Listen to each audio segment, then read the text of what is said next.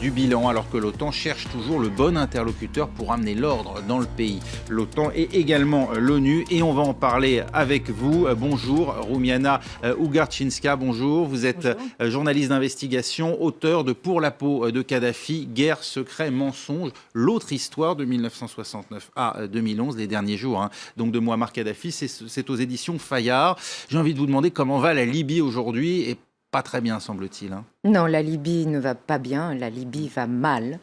La Libye est en proie à des difficultés que nous avons beaucoup tardé à voir, à savoir cette invasion de groupes islamistes, terroristes, qui se sont déployés juste après la Révolution, à partir de 2012.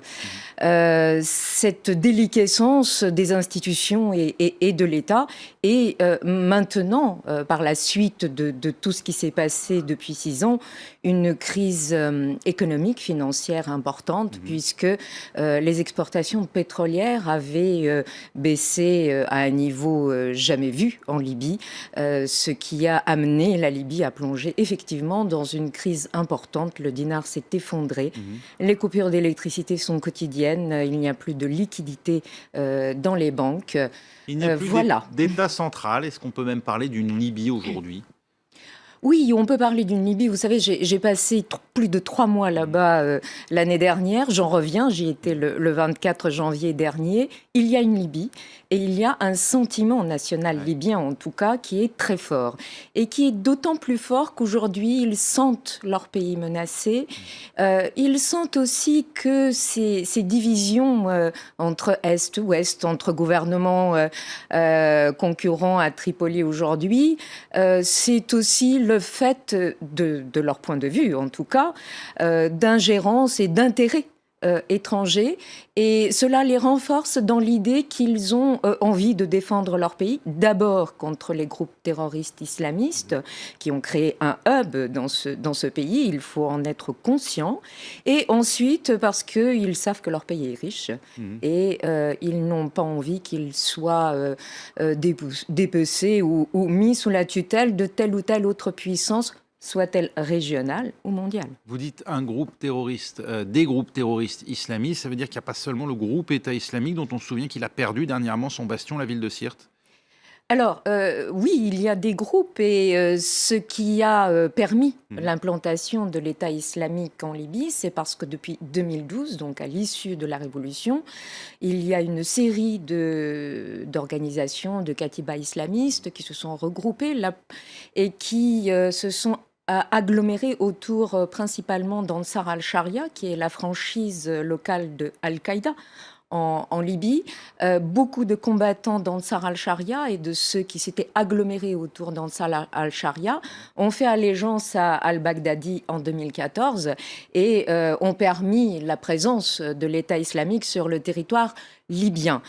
Donc parfois ils sont sous cette bannière, parfois une autre. Tout cela est très fluctuant.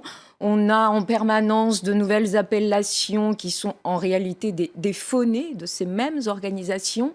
Boko Haram envoie des combattants, il y a des faits révélés là-dessus. Donc, effectivement, c'est un hub terroriste de toutes ces organisations dans le nord de l'Afrique. Parce qu'il faut le dire, la Libye, c'est devenu une plaque tournante du trafic d'armes et de la contrebande aujourd'hui. C'est une réalité, mais c'est une réalité issue de cette déstabilisation, justement, qui a été opérée par ces groupes islamistes et par ceux qui les soutiennent, d'ailleurs. Les frontières ne sont plus surveillées. Les frontières ne sont plus surveillées depuis 2011. C'est vraiment une passoire totale. Et puis, dans la mesure où, effectivement, il n'y a plus de revenus dans certaines parties de la Libye, les trafics, effectivement, sont florissants et ils génèrent énormément d'argent, ce qui explique d'ailleurs l'indépendance et la franchise et l'arrogance de certaines milices à Tripoli et alentours.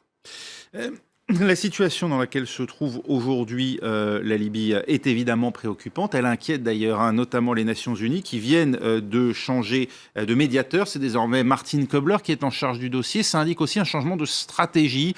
On le sait, jusqu'à présent, l'interlocuteur privilégié des Nations Unies sur place, c'était le dirigeant de Tripoli, Sarraj. Il semblerait de plus en plus qu'on s'oriente vers le général Haftar.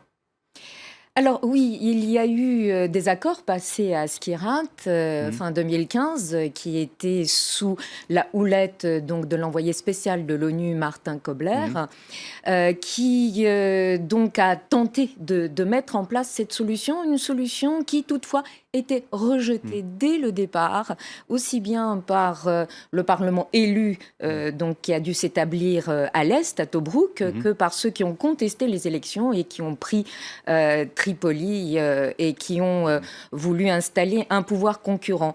Donc les deux parties rejetaient la solution de l'ONU. C'était beaucoup une question de casting. Ils ont l'impression qu'ils n'ont pas été écoutés, qu'on leur a imposé des choix de personnalités qu'ils ne reconnaissent pas, qui ne sont pas représentatifs.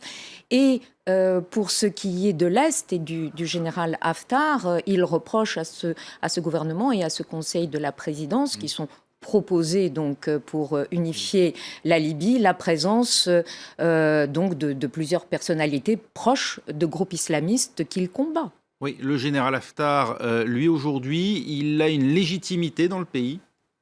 Oui, il a une légitimité d'une part parce qu'il a été le premier à tenter de combattre, même sous embargo, les groupes terroristes et les djihadistes qui tentaient de s'emparer de l'est du pays. C'est d'ailleurs ceux qui ont été chassés de l'est du pays qui se sont implantés à Sirte. Il a donc gagné une énorme popularité dans la Cyrénaïque, mais bien au-delà, depuis la prise de contrôle du croissant pétrolier, puisque dès qu'il a sécurisé et repris aux mains de la milice qui les tenait les ports pétroliers, il les a remis à la Compagnie nationale pétrolière libyenne, qui, elle, ne fait pas le jeu des divisions. Donc il n'a pas cherché à accaparer les richesses? Non, aujourd'hui, donc les exportations ont augmenté à hauteur de 700 000 barils jour, même plus, contre 200 000 il y a 6 mois.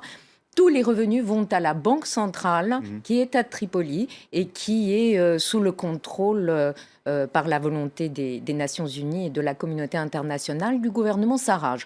Donc il pensait avec tout cela avoir donné les gages en tout cas de sa volonté de participer à l'unification du pays et de ne pas s'emparer en tout cas des richesses du pays. On dit Haftar proche de la Russie, c'est vrai? On dit Haftar proche de la Russie, je dirais qu'historiquement, il a été beaucoup plus proche des États-Unis, puisqu'il a passé 20 ans en exil aux États-Unis.